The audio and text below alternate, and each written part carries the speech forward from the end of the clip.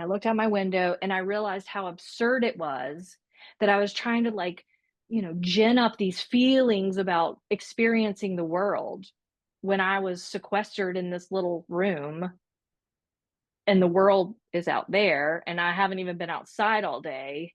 So it was just this realization of, wait, you're supposed to writing is supposed to be about experiencing the divine. That's kind of what it's all about at its core to Right. me. So how do I write about experiencing the divine if I'm not experiencing the divine? It's the word. So how do you feel about AI, Summer? Well, I don't worry about AI. I know it's not coming after what I do. Um, but it definitely, as soon as it gets agency, we're all screwed. You think That's how I so? feel. Yeah, I I'm do. I, I'm a little bit excited to be in the pod. Like you know, I'm an addict, so I like to think that like in the pod I'll have no control over Right, whether I use or not. So they'll just like they'll pump me full of drugs all the time. right, right. You need to read the book Hum. I just finished it. Hum? And it Hum, Hum, Okay. Helen Phillips. And it's a kind of utopian, dystopian, futuristic novel where the Hums are the AI robots, and it's good. I won't say much more than that, but it's good. Drugs? Do they give you No, drugs? no, they don't give you drugs, but Probably it's better. yeah, that's probably better. We don't need to mix our AI with drugs. AI assisted. I don't it's know. it's I don't coming. know. It is coming. We can't get away from it. All right, so Summer, you and I have the same birthday, We do. April 27th. We do. A few years apart, but same day. That's all that matters. Same day, which you Same forget day. sometimes. You forget your birthday. Do Is this I? true? Well, this past year you forgot your birthday.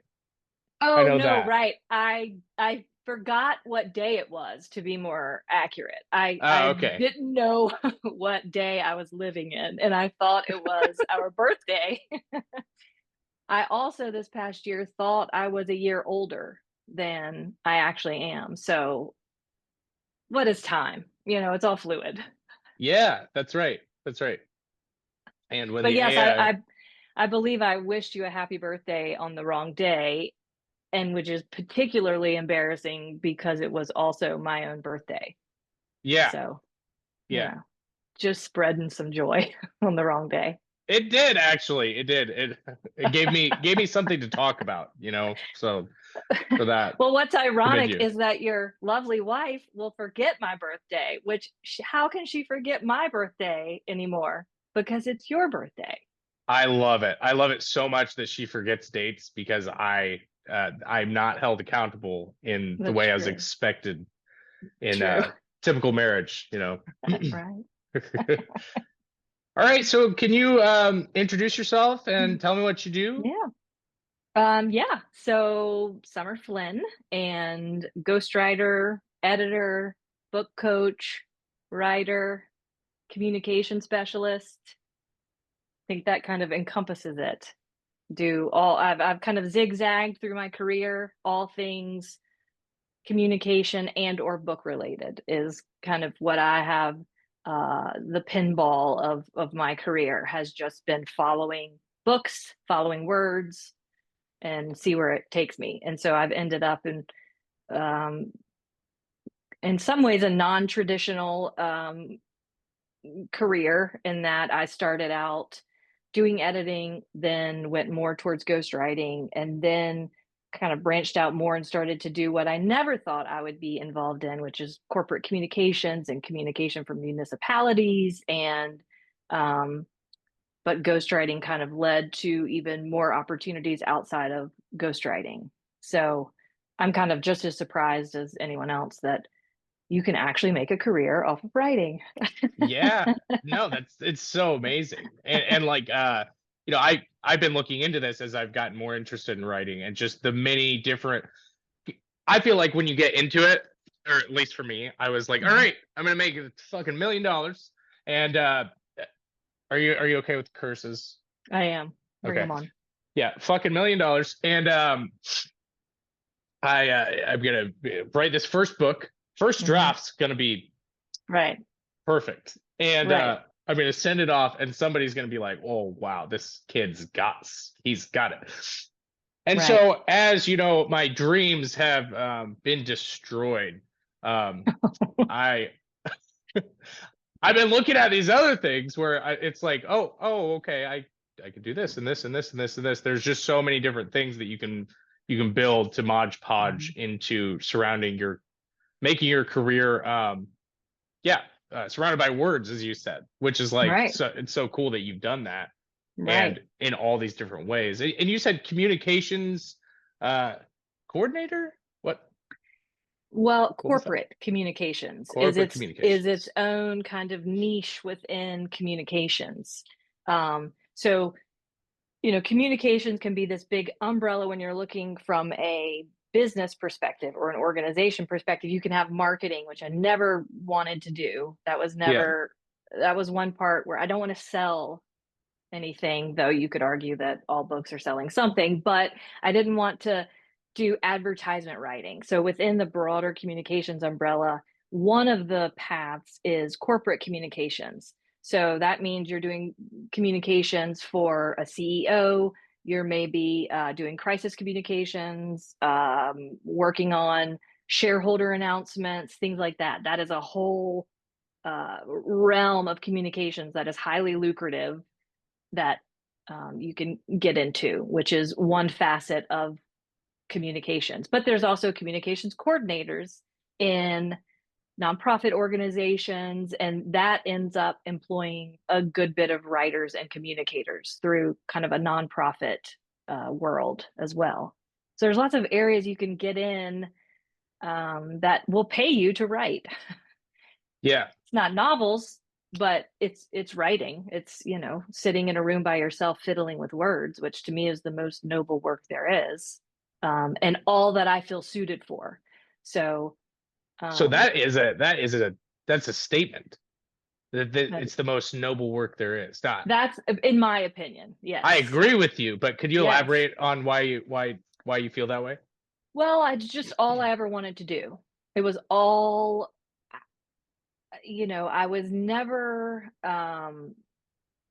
particularly self-directed, and when it got to the stage of life where my peers were choosing these declarative, I'm going to be a dentist, or I just didn't know what I wanted. I just wanted to be a student. I just wanted to experience life and sit in a room and mull over it, and I didn't feel, I was like, what do I do with this?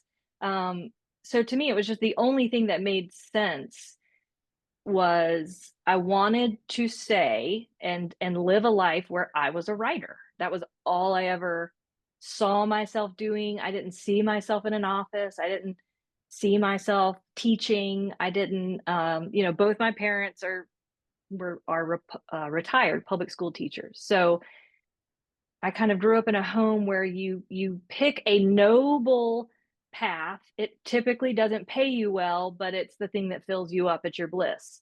So I feel like I was kind of, sonar was looking for that in myself. What's that path that maybe won't pay me that well, but is the thing that fills me up? And for me, it was always writing, but more specifically, just books. I just could not get enough of reading books, talking about books, handling books. Like I worked in a public library. I just needed to be around books. They were my friends. That's where it just made sense. It to me just felt very noble is the only way I can really describe it. I just, that was my path. And then it was, okay, if that's your path, figure out how you're going to make a living doing it. When I went to college and had to declare a major. I changed my major, I think 10 times. I mean, it was bad. I didn't know. I was trying, what about this? What about that? It was Goldilocks. Yeah. And finally I thought, well, I'm just going to do English because that's, what I like to do. That's what comes easy. And I remember, my dad saying, well, you'll never make money with an English degree unless you teach. So I have the type of personality where if you give me a challenge like that, then I'm gonna meet it and find that one little loophole. And I did. And part of it I can attribute to my dad saying, you can't do that. Hell And then yeah. that fueled me, which I didn't know. I mean, it's only with, retrospect that I can see that I was building a career. It felt like I was just going from this random job to this random job. Sure. Only in hindsight can I connect the dots and see what I was doing. I was kind of just a tumbleweed following books and people who wanted to talk about books and people who would nerd out with me about books and writing and authors and all of the good things in life. I know I have a tendency to, when I make an appointment for just about anything, I'll stress about it for no reason. And I'll be like, what? Be present, John. What's wrong with you? And Right. but I was thinking about this, and I've got a couple more this month that that I've scheduled videos with people. And I was like, it's like, God, what am I gonna do? Because I have a scheduled appointment thing, and the thing that kept bringing me comfort was that this is one of those things that I can talk about forever. Like, I just Right. love, Right. so it's pretty cool to find that, because I think that's what makes me anxious about an appointment, is that I'm like, what the fuck am I going to talk to these people about? Right. What if I Right. don't want to talk about what they're talking about, But Right. if it's about Right. but if it's about books, if it's about writing, I could definitely Right. talk about it. Yeah. Right. Yeah. Okay, so might as well introduce the name of the podcast. We Please. are structured here. Right. This is the WRRD podcast. It's Nice. WRRD. Okay. That's Writing, Reading, Recovery, Discovery. Nice. Thank you. Nice. We got cats, we got Christmas, and we ask guests 13 questions. So Summer, I'm gonna ask you 13 more questions. Okay, and 13 is my lucky number, so let's do it. Is it your lucky number? It is. So mine is 7. Why is yours 13? Mine is 13 because I grew up in a house that was numbered 13, and I was told it's an unlucky number. So going back to that same personality trait on how I tend to push back to things, I was like, is it an unlucky number or is it my lucky number? And it has been my lucky number ever since. I know, that's how my sister used to get me to get a haircut. Is she would say, your hair's looking really good. Right. Long. It's really good long. And then that would, Yeah, that's smart. All right. Number one is the 3-part question, Summer. Okay. Do you think it's possible for someone to become an editor without a formal education? Yes. Okay. How do we do it? So the first jobs are the hardest to get and the most important to get, because the first jobs that you get, you just will use that to get your next job. So I feel like writing and editing in particular, it's really I cannot tell you the last time that someone said, how many degrees do you have? Or what's your schooling? No one does that. It's, just your breadth of the work that you've done. It's how many projects have you worked on? So in my opinion, one of the best ways to get into the field of editing and to get those first jobs is to start taking on what I call book doctoring projects. And basically it is a project where a writer has been working with an editor, and for whatever reason, it's not worked. So whether it's a personality conflict, whether it's, just not a good matchup, the editor's not, they're not agreeing, something isn't working, and they part ways. So the writer is now left with a half-finished manuscript that now they feel even more, desperate and despondent about because that editor just that they paid money to just it didn't work out. To me, that is a great opportunity. You swoop in, you have a very low cost, if at all. Maybe you're just going to help them out and you help them get unstuck, whatever that project is requiring. You help that writer get unstuck. Most likely, when you do that, that writer will then come back to you when they're stuck again because you helped them get unstuck last time. As long as you have one writer who comes to you and needs you to help them get unstuck, that writer will talk to other writers.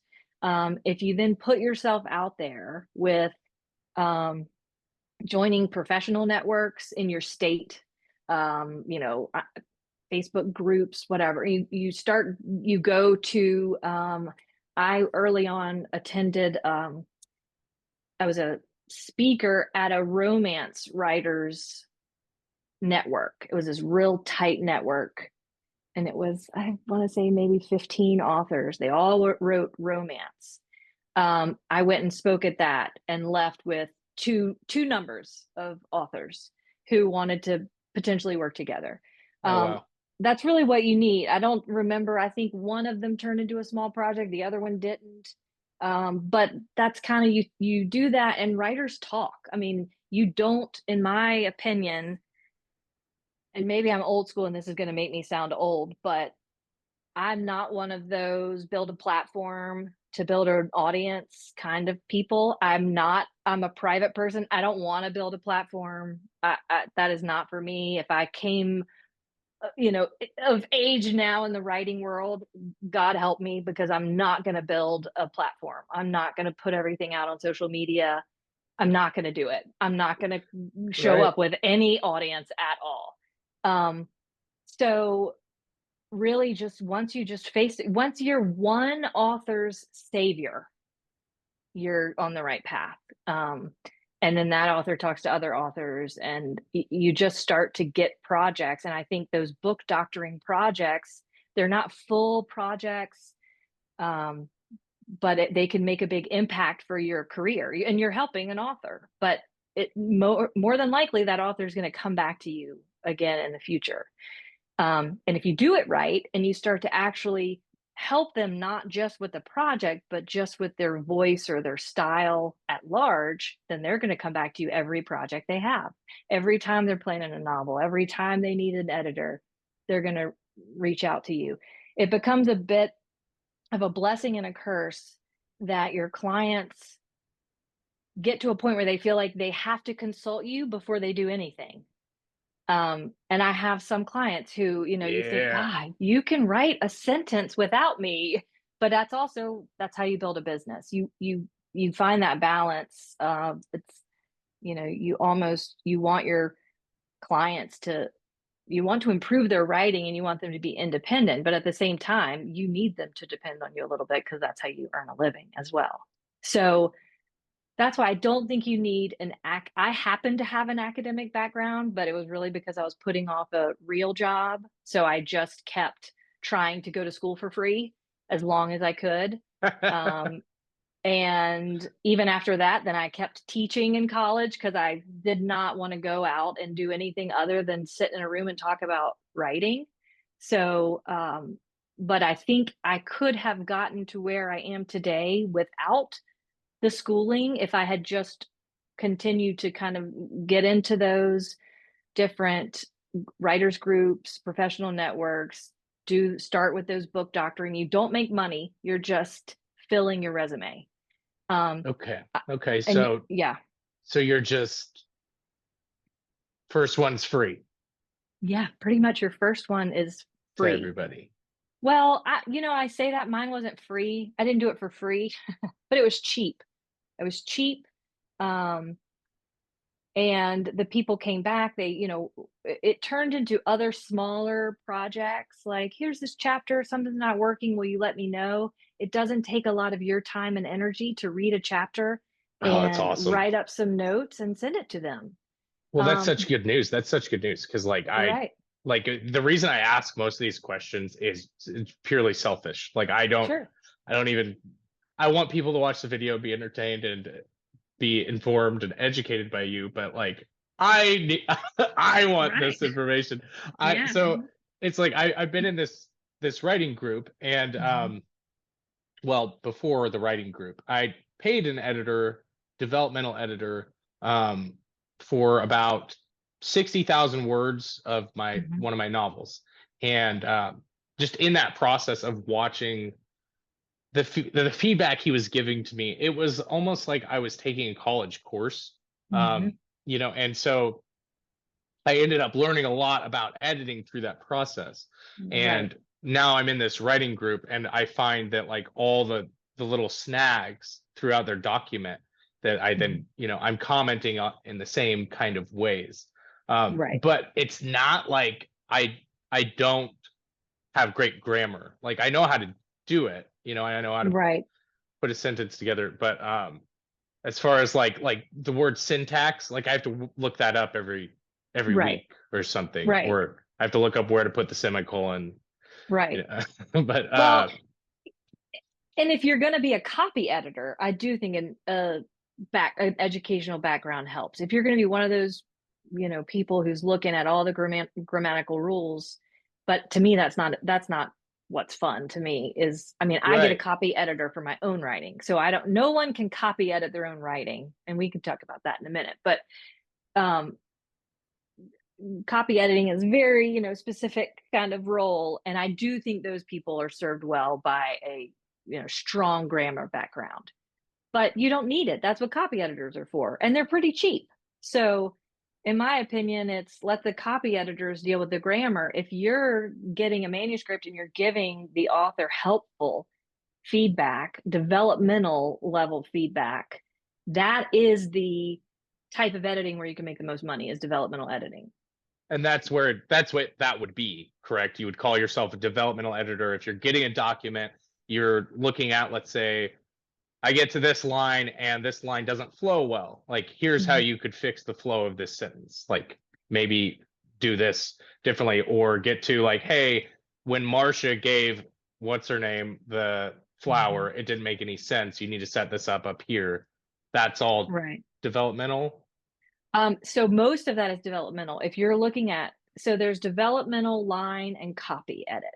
Okay. Developmental is looking more at the development of, this character, they have no motivation. There's no impetus for anything, and it's affecting the pacing. Or this just, you said here it was fall and now they are, I don't know, putting on bathing suits, whatever. You're looking at kind of plot holes, character holes, developmental holes. Line editing is looking at sentence by sentence, so it's sentence variety. There is some grammar in that. That's typically where the person's voice, if they have these proclivities, if you will, of they tend to write in a certain way, but it gets redundant after a while, or the reader just needs a break from that style of, choppy sentence or whatever. That's a line edit. And then Okay. Okay. copy edit is like word by word. That's how I think of it. Development's big, line is sentence by sentence, copy is word by word, semicolon by semicolon. So if you were doing I know how to make your document flow better, and I Mm-hmm. also know how to make the structure work better. If I'm Mm-hmm. doing those two services, Mm-hmm. providing them, then I am a line developmental, both, Right. but not a copy. Right. So what you might suggest, and it's nice to team up with other people. So if you meet, like, for example, I have some connections who they just do copy edit. So we tend to, I'll call her and say, hey, I've got a project. So put me on your calendar for whatever date.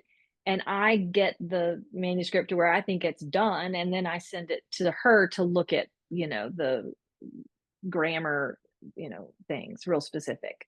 So it's nice when you can team up. You also kind of broaden your um, potential clients. It's kind of a passive way to get clients because your teammate might have found them. But I've found I don't advertise myself as a specific type of editor. Okay. It's a spectrum. That's how I kind of got into ghostwriting, was because it's, where does heavy editing end and ghostwriting begin? It's real gray. So I would just say you're an editor. And sometimes the client doesn't even need to know what your specialty is, because maybe you call your friend and say, hey, for 300 bucks or whatever, will you do a quick copy edit of this? So your client doesn't necessarily need to know all of the inner workings of the machine. You can have, you can bring people in to copy edit you, and it's still your project and you're the editor. So I find that unless someone, there's also book coaching, which is sort of a pre-developmental editor. So that's more of when you're working with someone as they are developing, as they are writing the manuscript. Um, so there's also that. So that's why it's like coaching, editing, ghostwriting. It's just one spectrum. Would you also provide that service? Yes. Coaching. Yes. Yes. So book coaching is great, especially if it's a return client. As they're working on, and it's usually more, I would say there's more of a demand of it for it in fiction than nonfiction in my experience. But that is when someone is actually writing their novel and they've learned how you can write a novel and think you're done, and then you end up spending 9 months on a developmental edit. So they've decided, I'm making this more efficient this time, and I'm going to write it with an editor on my shoulder, not looking at grammar, syntax, anything like that. You can look it up later, John. Thanks. But instead, you're holding them accountable. You're telling them when things are going, oh, you're going a little, hey, now you're just writing a whole separate short story. Let's shelve that and save it for later. So it's really to make them a more efficient writer. Okay. So like heavily outlining with them Yes. beforehand, kind of? Yeah. Well, you can. I've found it's very personal. That all depends on what the person likes. Sometimes you're just an accountability partner. Sometimes it's just, hey, John, you're going to turn in a chapter every month on this date, and then I'm going to read the chapter and I'm going to give you some high level notes, because I don't want you to start thinking about your reader yet or editing yet, but I'm just going to give you high level notes on how it's sounding. And sometimes it's just the accountability for you to know as the writer that you owe me pages. You owe me pages on this date. Oh, So that's so cool. Oh for my some God. writers, it's just that. It's just like to keep them going because they owe you pages and they're paying you. So there are a lot of writers who they pay, just, it's like the accountability measure, because they have skin in the game once they have cash in the game. Yes, yes. Yeah. And do you have any John Steinbecks that also write on the other page a whole novel about their process? Yeah, I mean, yes, yes. You have to be pretty selective with some of those clients. Yeah. Me and Aaron both read the Journal of a Novel, the East of Eden one, Mm-hmm. and I was just like, yeah, this guy had to read 2 novels. Well, Right. Right. I mean, he It's a probably big enjoyed job. it, but Probably, hopefully. all So right. Well, that was a long answer to your very first 3-part question. hey, these questions, fuck these questions, because these are just in case there's some There's a kind of silence. silence. Yeah, I can resort to this, but like, yeah, even if we don't get, like, I think we've already been through some of these, so Right, we maybe have. that's what it's all about. But okay. So next one, let's see, is number 2. When starting a new ghostwriting project or passion project or an article, Mhm. what is your writing process? Like me, I'm new to writing. I've been writing for 4 years.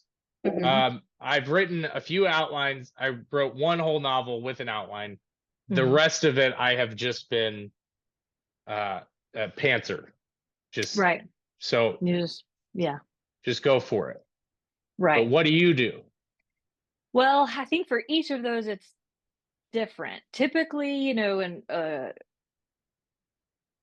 well, I guess it's not. I typically I start with notes, just general, kind of vomit onto the page. Just sometimes those are fragments of notes that I've just made in my, notes app or voice memos. I try to just put them on one page. And then I always work from an outline. I never used to work from an outline when I was an unpaid writer, but now that efficiency, you get to the point you realize, well, Sure. wait, if I'm making X amount in an hour or per project, then do I want the project to take me 100 hours or 50 hours? So you Ooh, become much more efficient good point. so that that's how you make money writing. So now I always start with an outline. So Okay. um, and with the ghostwriting, it's a little different, because there's another person involved, and we can get into that if you're interested in that. But always, yes, always an outline to be efficient and to stay So on track. is the outline, do you, I noticed that when I did an outline, I had it was like these questions where I was like, all right, Mhm. this is comfort, but like there were so many times where I'd be like, well, fuck the outline because I'm Right. doing this thing that's like working well. Right. Does that happen for you while you're Yes, because my personality. So as soon as it's on an outline, I'm like, "Psh, who wrote that?" But it doesn't matter because as long as it spurs me to keep rules? going, yeah. So you can make it and break it, but it's the momentum is all that you need. So whatever gets Yeah. the momentum going. Typically, the hardest part is the blank page. So that's one thing an outline just gets rid of. You don't have a blank page, you at least have this outline. And if it goes elsewhere, well, then you can stop and you either follow it and then decide later if it still goes or not. But I would never be in the flow and then stop writing because it wasn't on the outline. The outline can change, and it does. I mean, my outlines change all the time. Um, Do you then go back to the outline? Like let's say you deviate, you don't go back and then okay. no. In fact, to be honest, I probably on a ghostwriting project, the outline keeps you on track in terms of the process and the calls that you have and the conversations that you have. So I do lean on the outline to kind of prep for a call in the same way that you have questions. I use the outline to kind of talk through the chapter. Um, but otherwise, I rarely. It's not a fluid document. It's pretty static. So I usually create it and then it just sits there and collects dust, but it's done its job. It's got me going. I've got it in my head and I can kind of pace correctly. Do you have a any kind of like sitting process with the outline? Like do you write it and then like let it sit for a minute and then come back to it, or are you like are you usually needing to deliver so you don't have that luxury of sitting on it? Yeah, I usually I don't force it. Sometimes I sit on it just because of timing, but I'm not really precious about my writing. I don't have a certain Ew, I place I must. need to be, or I've learned, but when I made this work, I was writing in a car, I was writing in a, we were when I kind of had my most prolific year, we didn't have a home. We were traveling around and trying to figure out where we were going to move. So I was writing in just closets, and I'm not precious. It was, I have to make some money. I have a family. Let's do this. So I don't Sure. have a Hell certain yeah. pin or a certain sweater or, you kind of get these things. I'm not like that. Just put your ass in a chair and make money. That's kind of, and that doesn't sound very,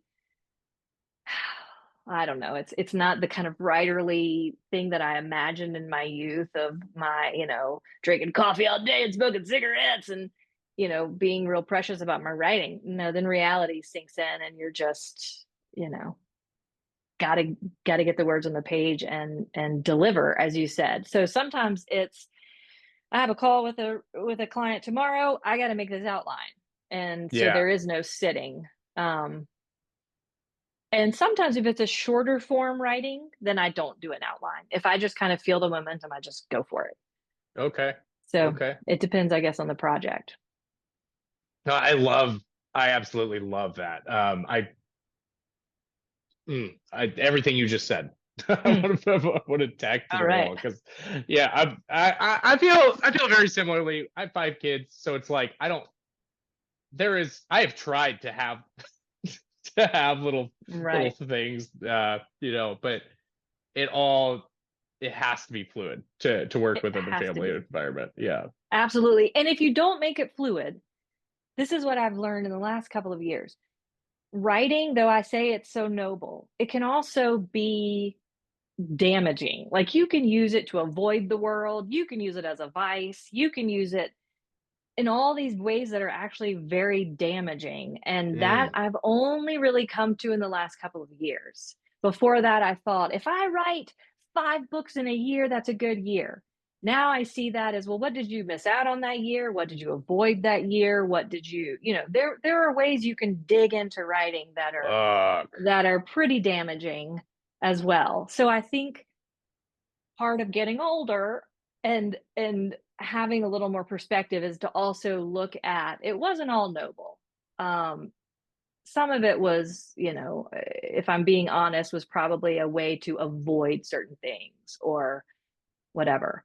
So that's why I think you have to be fluid, because if you're, no, I write at this time and kids don't disturb me, then you're just, I think, using writing as a way to kind of like stab yourself a little bit. It's a little bit of a um I don't know, a way to kind of hurt your family or hurt yourself in the longer term, which people don't ever talk about. I think it's kind of depressing.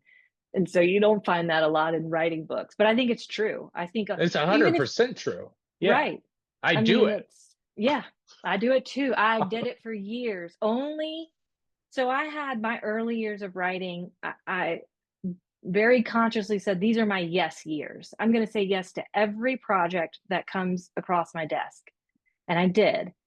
And I was successful and writing a ton and, kind of peaked in a lot of ways. Like I was living the life that I'd always said I wanted. And it felt fantastic.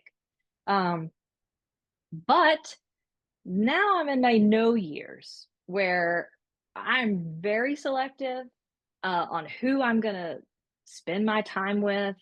The the writing that I want to engage with.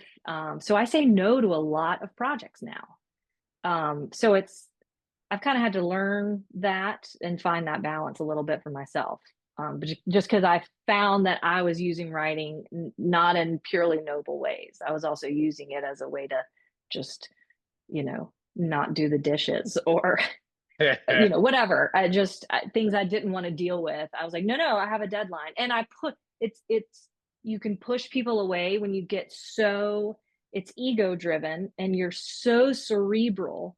I had so many years where I was so productive and so analytical that it was almost debilitating for me to just exist as a human in the world, because my brain was like a muscle and it was just so strong. And so people would try to have conversations with me. I'm like analyzing everything. And, it's like, can be like a mania that's really hard for me personally to kind of come down from. So that's what my mission is now. I went from my yes years to my no years. And How? how? How do you balance it now?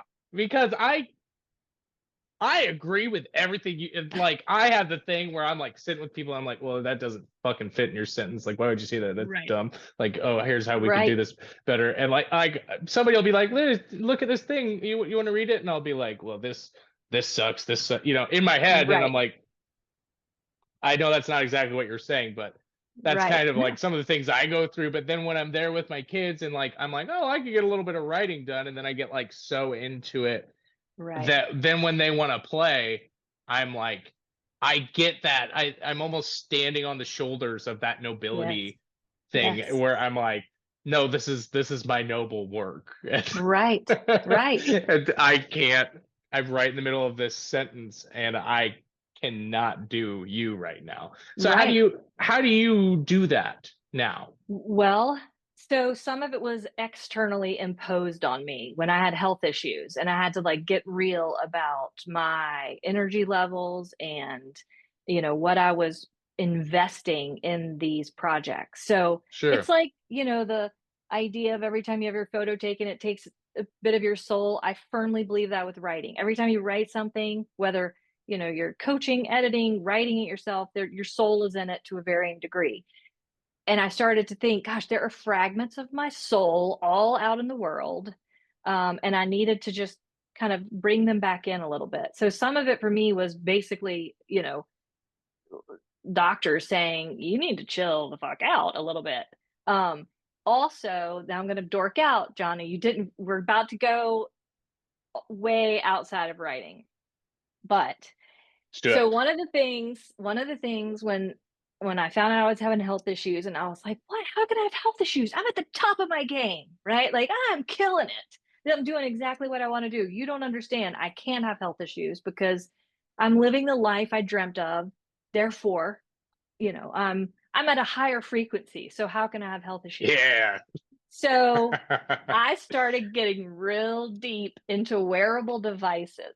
So like continuous glucose monitors and Aura rings and all of this stuff, because I was so in my head all the time that I had like disconnected from my body. And I couldn't understand, why is my body stressed? My head is loving life. So I started doing these wearable devices, and what I learned is that when I call it avatar state. It's my whole family knows it. When I'm in avatar state, it means don't mess with mom. I can't talk to you like a human right now because my brain is just out here. So don't come to me with a problem unless you want me to analyze it, work it every which way, and offer you 3 options of how to solve it, right? So, and it comes from Avatar: The Last Airbender. I don't know if you're familiar with that. Your kids would love it, but you would love it too. But when Aang has his, fire, earth, water, and wind, all his powers combined, he gets into avatar state where he's just like sitting and and he can do all these amazing things. So what I learned is that avatar state, which for me feels incredible. Like I have not done hard drugs, but I imagine that's what it's like. Yeah. Just yeah, it feels incredible. But because of the wearable devices, I saw the data that when I'm in that state and I feel fantastic, my body is under such physiological stress. Fuck. And so what I Whoa. realized is that for years I had just like been maxing out my body, like my heart rate is elevated, my all of these things. So what to me felt very in the flow was actually did not feel good for my body. And I didn't know that because I lived up here and I just knew it felt fantastic. So it's really been external things that have helped me get it, that I have to say no to things. So that's why I'm more selective, because I understand now this is going to take some of me, some of my energy, some of my soul, some of my brain power. This project, is it worth it To go into avatar mode, to go into avatar mode, there's a which I cost. love, but there's a cost. Yeah. Not just to my family and my friends and all that. There's a cost to me personally. And it's just Physically. really bad. It's really, you sit at a desk all day, I would sit. I mean, when I got into avatar mode, I mean, don't bring me food. I've got a deadline. I'm just in it. So that's what I've had to really check, because the, superpower is also the Achilles heel. And Right. I had kind of an epiphany. I was so burned out too, just taking on so many projects because I was saying yes to everything.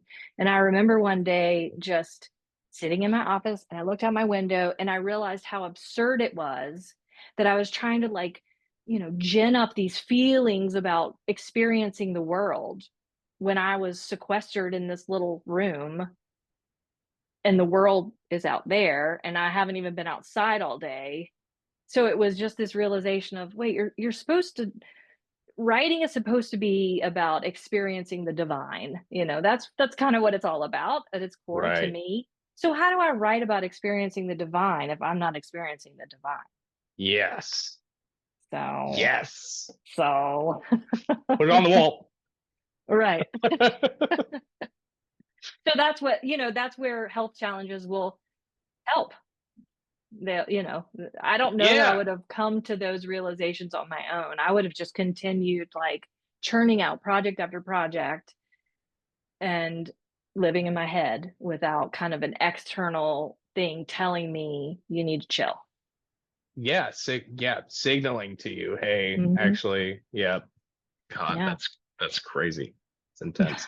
I don't know if I've been in the full avatar state. I know that like what you said about touching the divine with writing, Hmm. like that's what like there was there's a thing I messaged you about actually. It was this awful thing that I wrote. Um I asked you about it. You sent me some books Oh, about right, it. right, right. Yes, Um yes, and yes. I was just like feeling really Mm, like oh I there's something wrong with me. right. But it was yeah, it was so weird. Like I had these like few sessions of writing where like have you ever meditated and then like Hmm. come out of it and your chest feels like lighter, like there's like Mm, light and hmm. your Hmm. breath feels a certain Hmm. way. Like Hmm. there's been a few like writing sessions where it felt like that. That was one of them. So it was one of the Right, reasons I was so conflicted because I was writing about right, this horrible dark thing that right, happened to somebody I knew, and like right. I was like, why do I get such a I feel great. cathartic release from this? Fucked up. But we're gonna keep doing it. Right, right, Feels right. good. Well, and see, I'm an atypical writer in that I don't need a reader. Does that make sense? So most of the Yeah. writers I know, Oh, preach um, it. they need a reader. I mean that, Yeah. and that's the part. That's a process. It's you use these signifiers, these words to represent the signified, and then it has to be read for kind of that feedback loop to be complete.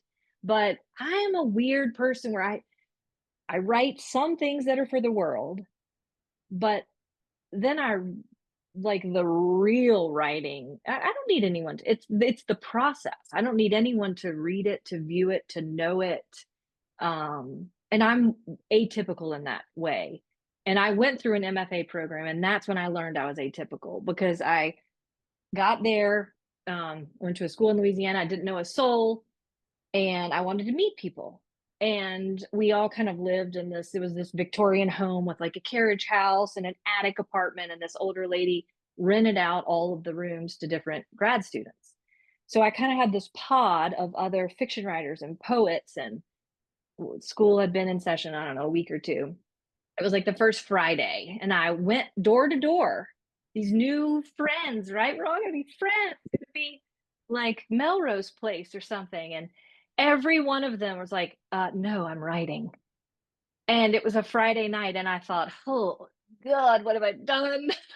Because I was like, let's go out, let's go experience life a little bit. But no, I'm writing. So that's when I realized I'm going to have to be a little more creative with my career because I don't care if I get published, or certain things I don't care if they get published or not. And so I had to kind of, I feel like the kind of Catherine Zeta Jones, and what movie is that with the lasers? Anyway, she's kind of going through all the lasers. It's a very iconic scene from a movie I can't remember. So I guess it wasn't too iconic, but um I that's when I knew like I had to, I'm not like these uh really smart writers. I didn't fit in with that kind of writer. So maybe your writing that you were talking about, some of the things that feel the best, to me it doesn't necessarily need a receiver to, it's that feeling in your chest that to me is the payoff. Yeah. Not when Joe Schmo reads my words. In fact, that degrades the feeling. Even as I say it, I can feel it in my chest. That to feels bad to me. Joe Joe Schmo Joe reading. Schmo reading my Dude, words. Yeah. I think that like because I go back and forth on this where I'm like I'll feel like oh it's not real unless and I Mhm. have like a fucking existential crisis about it where I'm like Right. it's not real. It's the words aren't real unless Right. somebody else reads them. And then I have the other end of the spectrum where it's like a totally different brain waves going on where Right. I'm like, oh no, I could burn this and it Right. would be fine. Right. Well, It's and it's the reason why. Like you want to burn it because it's not good or because you already got the payoff. To me, right. that's the difference. Okay. Yeah. Um, and Do everybody's different with that. do you think how do you feel about self-publishing? Do I feel you great about it. okay, Yeah, are you excited about it? Like absolutely. I mean, the kind of convergence of self-publishing when I was trying to do what I was trying to do was lovely. It was a lovely kind of clandestine convergence of two things because it opened up. I did work for a publishing company for a while, but once anyone could publish, I mean, it just opens up the world for editors and ghostwriters. oh cool. And writers. I mean, so I feel great about it. I'm not precious with writing. I've worked for publishing companies and I've, worked with people who self-publish and have made a fortune and been very successful with their self-published books. So I think, unfortunately, it'll be interesting to see what happens to publishing houses with AI in the picture. Right. I don't know exactly how that's all going to work and what the future is going to be with that. But that's another great way to get in the industry is to start working at a publishing house. You get paid below market value, but you're getting a lot of great experience and projects under your belt as well. But I love self-publishing. I think. Well, it's something that I like last week. I did Outer Dark as an Mhm. audiobook. Have Right. you read that by I have Cormac not read it. McCarthy? Oh, oh, Have you you read did. Oh, I thought it was okay. I didn't realize. I thought you released an audiobook of your book. I didn't realize that. No. Okay. Yeah, Okay. you really didn't listen Well, to that's it. a whole, No. John, you can go into that. That's a huge field now. There are people that do voice that do audiobooks. That's another way Yeah. to play with words and get paid for it. Yeah. Yeah. Yeah, I will be releasing an audiobook soon of Okay. Junkie Jack, Okay. just 10,000 word short story. But Right. shameless plug over now. But I listened to Cormac McCarthy's Outer Dark. Have you read Mhm. any of his I have books? not, no, I have not read that one. No. Have you read any of them though? I have a long time ago. Okay. Well, yeah, I'm sure you'll know what I'm talking about. But like look, I the way he presented everything was great. The beginning of the book basically I'm not it doesn't ruin anything. The brother and the sister are having a baby and the guy's like, I'm gonna take this baby. He delivers the baby for her, and then Mhm. she's like, "Let me see it," and he says, "It doesn't look well," and she's like, "It looks fine to me," and then he's like, "Doesn't look well. Go to sleep," and then she goes to sleep, and he goes and he Mm, leaves the baby in the woods, and that's mm, how the whole thing kind of starts. But all of mhm, it is like super sparse and like mhm, you have to piece it together. He's showing everything. He's not telling you anything, and mhm. it's like beautiful, beautiful writing. And I'm like, Right. who fucking cares, man? Mhm. Like, there's a level, there's a probably a bigger part of me that feels Right. that way Right. than feels like, oh, he was an artist, and like Right. when you talk about Right. being precious about the writing, Right. I'm just like, I give me the story, give me a story that hooks me, because the whole thing I is like 10-hour audiobook, and not once was I like, I cannot put this down or I need to Right. go back. It wasn't like living in the back of my head, like Right. a good story will. Right. And so I'm not, all I'm saying is that like I like the idea of self-publishing because Mhm. they're just words. And Mhm. like, even if you are literary genius, I might not love it. Right. And you might not love it this year and read it next year and it blows your mind and changes your life.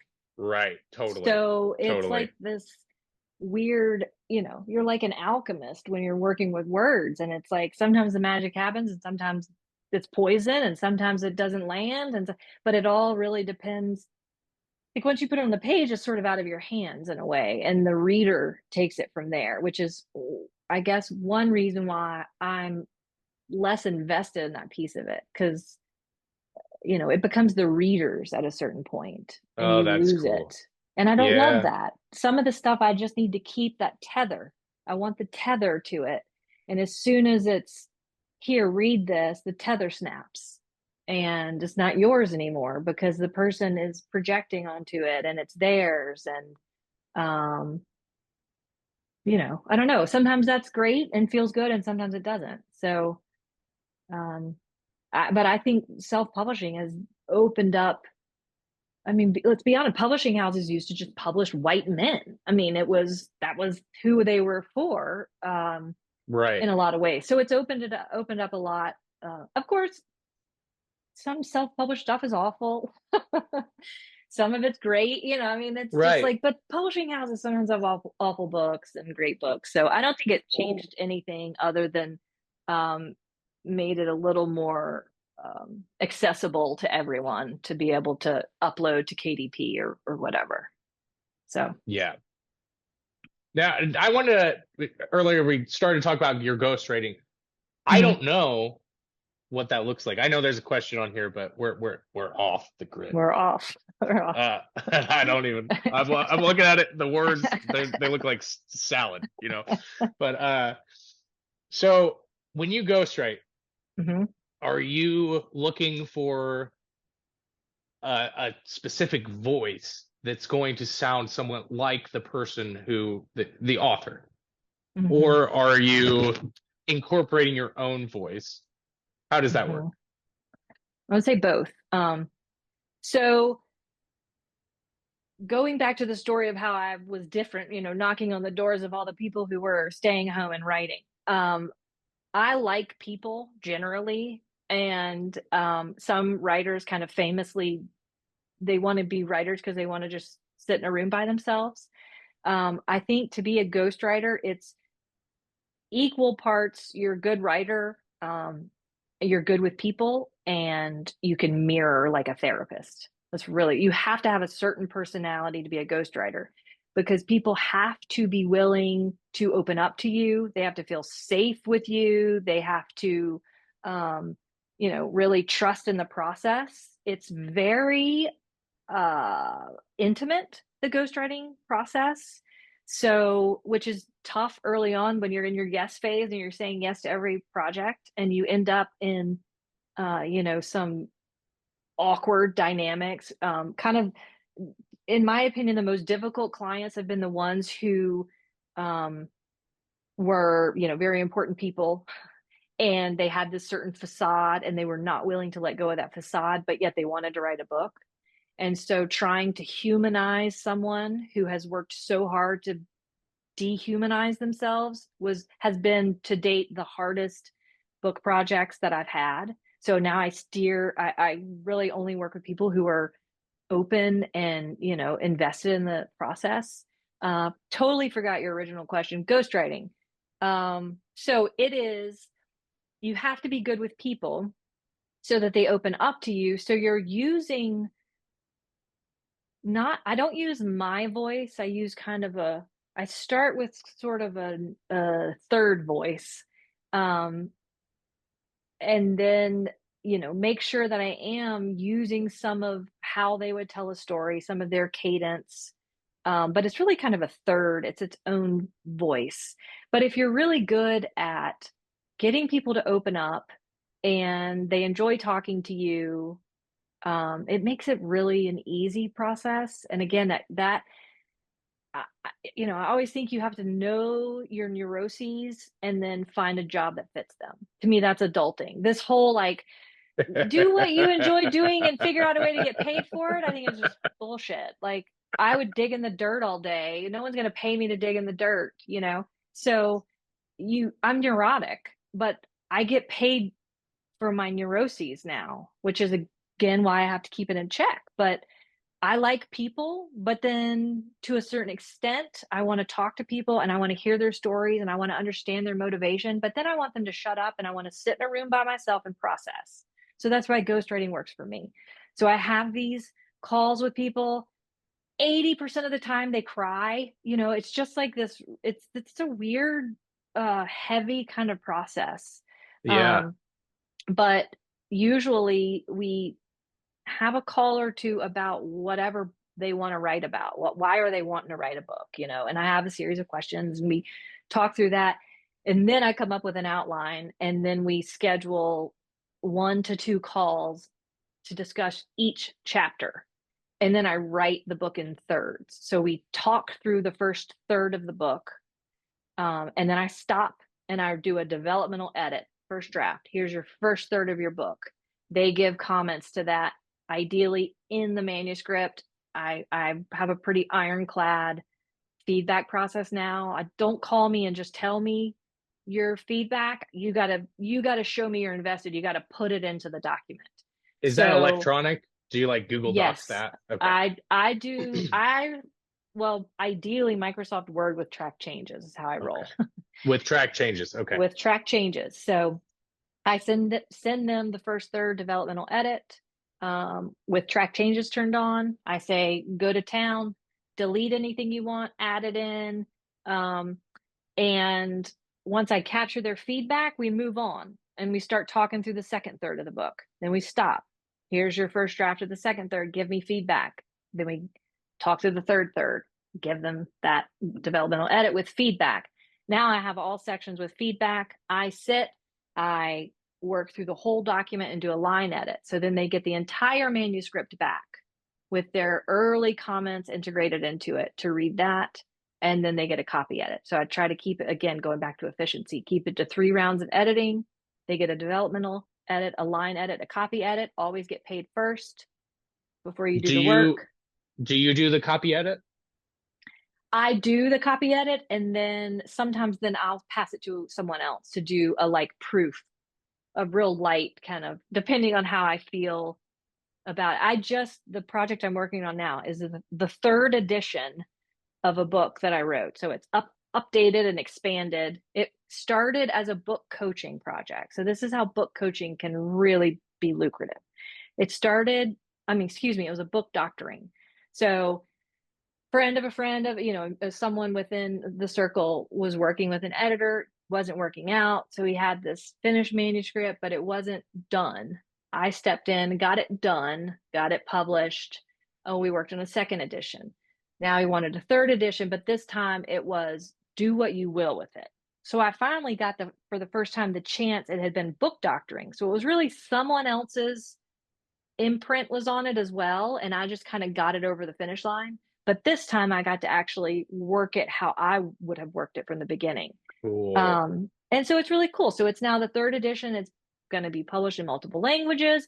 But if you think about it, that was one project and I got paid for book doctoring it. I got paid for the second edition. Now I'm getting paid for the third edition. So that's Yes. and now this particular client has used me for other communication things he needed, presentation speeches, things like that. There's a dependence a little bit. So it turns into kind of multiple streams of income at that point when you have lots of people who feel like, oh, I need to touch base with Summer before I put this out.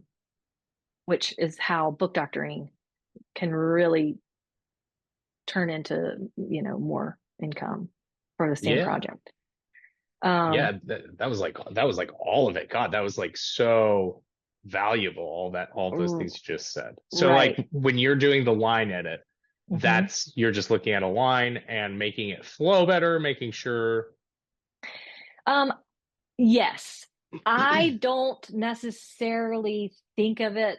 I just think of it as, okay, here's another draft. Let me make it as best version of it can be. Polish. Is Yeah. that, So in yeah. my head, it's sort of like first draft, second draft, third draft. But yes, you're kind of, um, I do think you have to have an editor. Like it doesn't matter how many books you've written, everyone needs an editor, especially if it's your own I can have objectivity with my ghostwriting clients. So sometimes I feel okay when if I give a finished manuscript to a copy editor, I know they're not going to change much because I've worked on it and I feel good about it at that point. And I've had objectivity. It's not my life, it's not my stories. If it's my writing, oh my God, I have to work with an editor. Not because I don't understand the cadence of the language, but because part of what an editor brings to it is objectivity. And there are ways you can force that, but they don't work well. You know, one way is you put it in a drawer for 9 months so that you have objectivity. If you don't have the luxury of time, well, then you have to force it. And you can do that by, reading it from the end to the beginning. Take the last sentence and look at that and then go to this. And so that way you're not getting like, oh God, damn, I'm a good writer. And you get all lost in your own stories again because you're reading it from the end to the beginning. So you're looking at it sentence by sentence and not, glorifying yourself or beating yourself up. I feel like all I'm ever trying to get to is a place where I'm saying, God damn, I'm good at writing. I will ignore, though, that's the thing, is if I get in that place, it's dangerous because I will you're right. ignore the stuff that, Right. that's pulls me out of that. I'm like, no, it's right. still brilliant. Yeah. I'm just losing objectivity. It's fine. Right. Still Yeah. great. Right. So that's why, you got to have everyone has to have an editor. I mean, there's no one who is immune to needing an editor if it's your own stories and writing. So that's what I want to talk about next, your own Okay. stuff. What Mhm. what have you things that you've done? Have you written Mhm. any books? Have you put them out that are as Summer Flynn or Mhm. under a pen name or anything? Right. So yes, I write things. I don't, like I said, I don't publish. I do publish things. Summer Flynn is my kind of editing. I would always recommend if you're a ghostwriter and a writer, you need two names. Your Okay. ghostwriting clients don't want to read your writing. They never do. And you're limiting yourself. So if, say, for instance, I write sci-fi, and that's what I'm drawn to, and that's what I like to write under a separate name. That's how I would put it, because I don't want my CEO to go read my novel with some crazy stuff in it and then be like, I don't think this is the right person for me. So you limit Right. your audience if you're a writer and a ghostwriter. So in my opinion, they have to stay separate. So I publish nonfiction. So I like to, for enjoyment, I read fiction most. When I read nonfiction, it feels like I'm on the clock, which is fine. But so I enjoy fiction. I write personally more poetry and creative nonfiction. So they're very kind of compartmentalized in my head so that I can also then get kind of the right emotion to go with it. It's like Sure. Mr. Rogers changing out my sweater. So when I put on my, my work sweater, I'm writing nonfiction and it's efficient and I can do that. And then it is for the world to see. When I'm writing something for work, it is to be published. When I switch my sweater and I'm, you know, trying to find my inner Mary Oliver or whatever, that's just for the pure enjoyment of words and putting them together and geeking out over, explicating this stanza and, oh, look how that cadence works and isn't that lovely? And I don't need anyone to see it. I don't typically share those. I have had creative nonfiction published. And that's the larger project that I'm working on that may or may not be published. And if it is, it will not be under the name Summer Flynn. But it's so when you say that it is creative nonfiction, Uh-huh. what do you mean by that exactly? Okay. So creative nonfiction is probably one of my favorite genres. So it is a nonfiction book, but it sounds good. So it's not nonfiction like the dry, kind of it's lyrical nonfiction. So like, I mean, and it's subjective what you would call creative nonfiction, but if you're ever reading something, kind of my favorite things to read and write are the things that have humanity. baked in there, but then here's some research, here's some data about this, here's how this indigenous culture lives and which supports my argument, and these are my personal anecdotes that support it. So you're still like building an argument like nonfiction, but you're doing it very lyrically and using kind of like it's like where memoir meets nonfiction. Okay. And there's some brilliant examples of it, and there's a lot of ghostwriters who then become, published authors with that kind of writing. They kind of blur that those two genres together a little bit.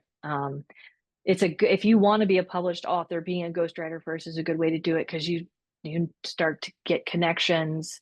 You already know the people, you might know the publishers. So there are a lot of people who've had their debut novels are very successful. Well, it's really because they've written 15 books. Yeah. You don't always know it because ghostwriting, you sign non-disclosure agreements, so you can't tell the books you've written, which is I think Right. that's amazing. That's Sure. my favorite thing about my job. It's so the Wizard of Oz. Like, I'm sorry, I can't tell you what I've done. I mean, I love it. But I you can, imagine you sitting in an airport and like standing in front of your books and right, just kind of looking at people. But right. So you can't say, you can talk about your projects and, or the amount or the specifics or the type of people you write with, but you're not allowed to say, in most cases, some maybe I have some projects without NDAs.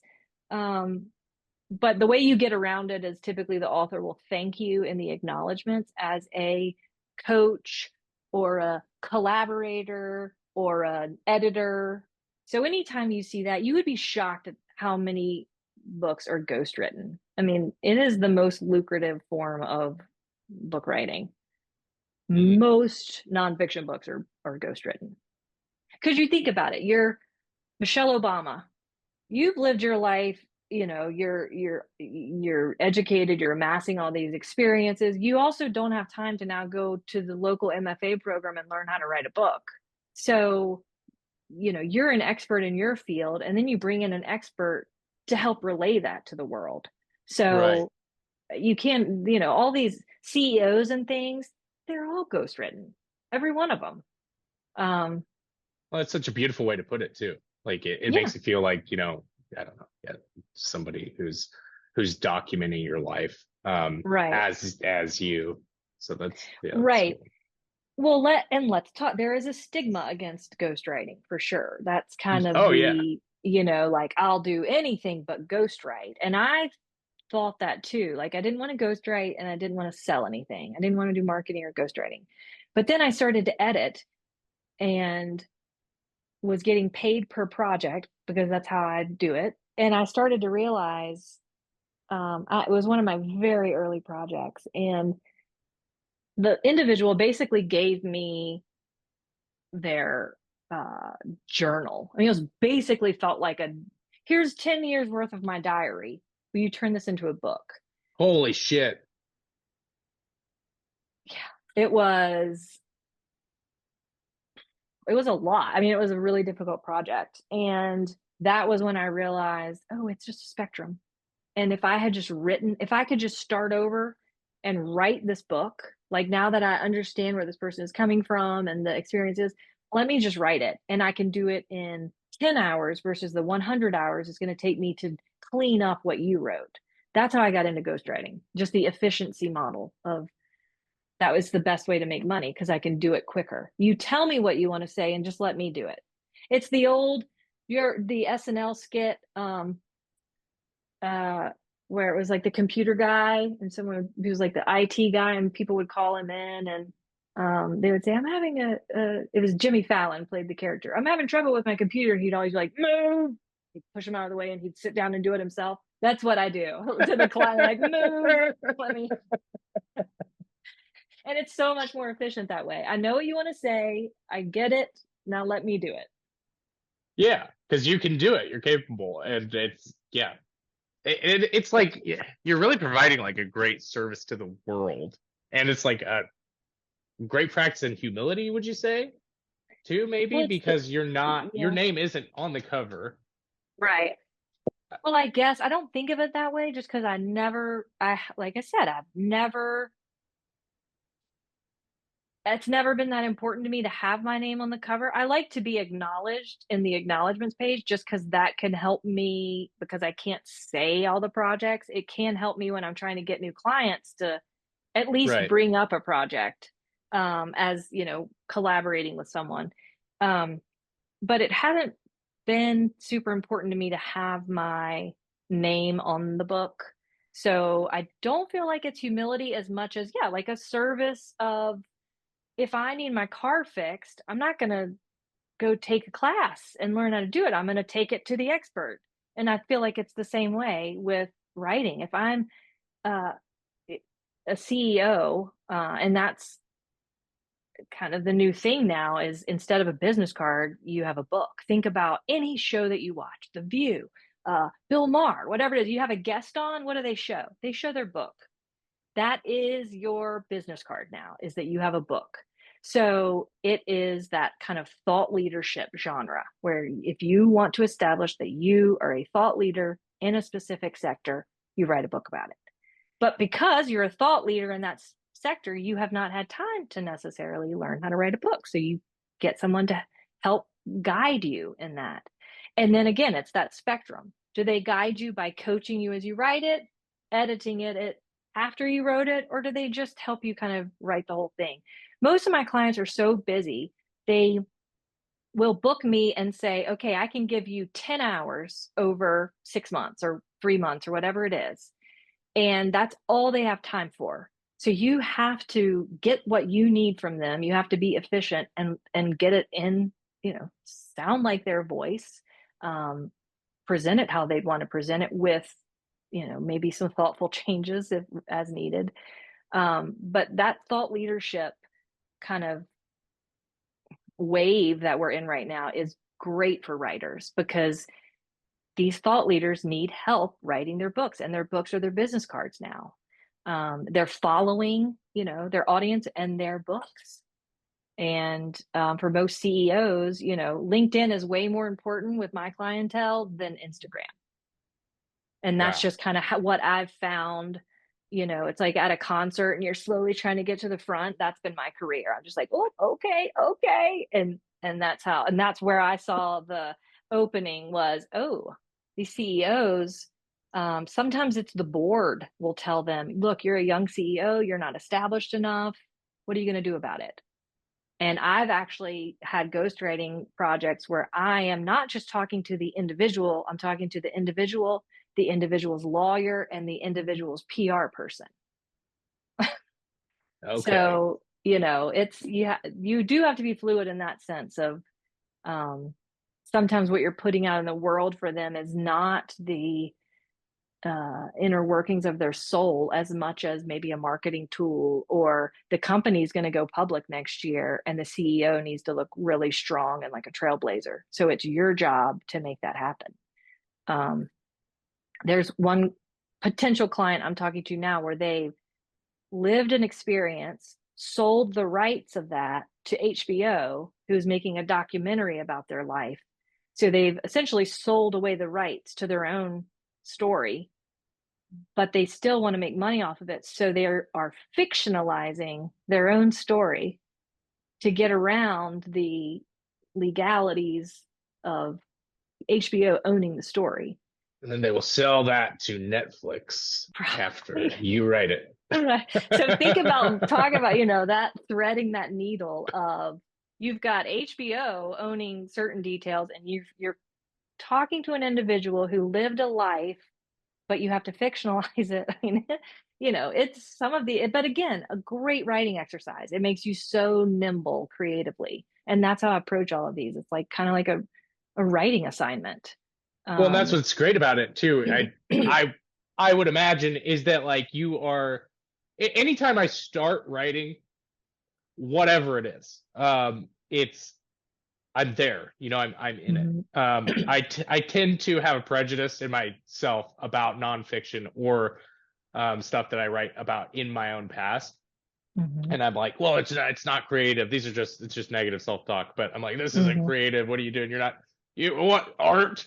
It's Right, not, right. not art. And but then I'll start, and it's immediately, no, I really like to just write, and Right. like you were saying, have these things get together. So So it's so cool. you Oh, mean go ahead. when you write about things that actually happened, you feel like they're not art? Is that what you mean? Yeah, I have Like, to put some yeah. fucked up, Spin? yeah, on them. But Mm, like, I don't always, like, on my Substack, right. I've been writing mostly just like stuff from my own experience. And Hmm. that stuff is really easy to write and flows really naturally. But going into it, it's that blank Right. page kind of feeling where I'm like, oh yeah, it's not Right. real. But then when I engage in the creative process, it's the exact same, if not Right. more Sure. than, you know. Yeah, because you're assigning meaning to it. And that's the difference. To me, an artist, everyone is a human being living and experiencing things, but it's when you start applying meaning to the events of your own life that the magic happens. And to me, that's the whole, Jungian mythology and Joseph Campbell. Like, that's when the magic happens. That's when art happens. So, um, anytime I'm with people and someone's like, "Oh, I had the craziest dream," and they start telling you about your dream, oh God, I want to leave the room so badly because I don't care about your dream. It doesn't, it's just random, chaotic. Now, if you then say, I had this dream and here's the meaning I have taken from it, here's how I've put it together to inform my life, now you've got my attention. So to me, that's Yeah, what anyone can write a diary essentially. But once you apply meaning to it and the symbol and the kind of personal myth, that's when you get people involved. That's when it stays with other humans and it gives them a piece of their own puzzle because you have applied meaning to your own. yeah. Yeah, That's scary though, Summer, sometimes, because it is. to like wake up in the morning and you had the dream where your like baby got cut in half or something, and then Right. you're like, I have this child support case going on right now, Yeah. and so Yeah. it's getting real Right. biblical in my dreams. I'm sure. Oh, some of the greatest, one of the greatest things for my writing was I started going to a Jungian analyst, and she didn't want to talk about anything except my dreams. And Union? so You mean like you like incorporating Carl everything? Jung, no, like Yeah. Carl Jung, Jungian psychology. Um, Only thing that we did was yeah, Union. Jung, Carl, yeah, Jung. Um, and I would show up with a dream, which is kind of my worst nightmare, right? To just sit there and I'm just going to talk about my dream, but oh no, no, it was every character in that dream, you would explicate it like a poem, like who was the person in your dream? Okay, what are the qualities that you associate with them? And it was applying the meaning onto the dream, and it was amazing. Sometimes it didn't work. Sometimes I was like, that was just it. I had indigestion or something. But other times I'd be like, oh God, it would just like be this psychic baptism. I'd walk out of there and it Psychic just, baptism. it all had just come together. So to me, that's what art, it's writing is the same thing as just recounting your dreams. No one really cares unless you're willing to expose your humanity, and that it kind of is rough to write. To me, that's the best stuff to read. Um, that's how you help other people through writing. You can entertain people with a story, but if you want to help people, you got to get your like guts into it a little bit. Yeah. Yeah. Yeah. And then that becomes a psychic baptism Psychic on the baptism. Yeah. wall. Right. It's the whole, yeah, dark night of the soul. That's like art is to help get people through that. It's I think a scrapbook for the dark night of the soul, but then also a map for other people when they're going through things, when they can read uh, kind of postcards from the dark night, so to speak. Do you think that everyone around us is just uh, a piece of us? Me and Erin have talked about this, and she's talked to Mm. me about you talking about you union union. I thought it was Jungian, but It could be. that, I don't know. no, Jungian, no, Jungian. Yeah. no, no, no, no. No, Union is much cooler because I've you're actually that's heard what you're both. doing, right? It's funny. I went to Zurich and I tried and Zurich? in Zurich, and when I was there, because that's where he was, and it was you. It was very like a ooh in it, like a union. But I don't know. Anyway, so you But were saying though, do you think that the people in our waking life are also just to us manifestations of ourselves? no. You don't, but in I dreams you do. Well, yes, because the dream is you. So everything in the dream is an extension of your psyche. In real life, everyone is an extension of your psyche, but only because you're projecting onto them. Right. So those are the big heartbreaks and betrayals is when you realize, for example, your loved one is an individual separate from you. That's this big psychic wound. Oh my God, my mother is separate from me. We're not the same. That's kind of one of those original wounds that I think we're always trying to heal is the separateness. So when it's my dream, it's every player in it is an extension of me. In my waking life, if I'm not aware, then yeah, I'll just project onto everyone. But if I'm more aware, I know, well, you're separate from me. I'm upset with you because I'm projecting onto you X, Y, or Z. You're helping me replay this drama that I haven't dealt with yet. So I think we're all Mm. pretty immature. Like I think humanity is like Yeah. pretty unevolved in that way that, I think there are people who understand you're not me, but how I perceive you is me. And then there are people who don't get that and they just go spread their original drama, their kind of family of origin drama or whatever it is all around the people around them. And those are typically the people who don't have as many friends and things because people get tired of the projections. Um, but Yeah. it's what makes musicians great and artists great and all that is we project onto them. So, when you go to a music show and everyone fawning over the lead singer. And it's amazing because it's just like, look at this room full of projections. Everyone, they're like a blank slate that you can project anything onto. Um, and that's one reason I don't like to be like have a platform and be public. I don't want people's projections. Like you can keep that.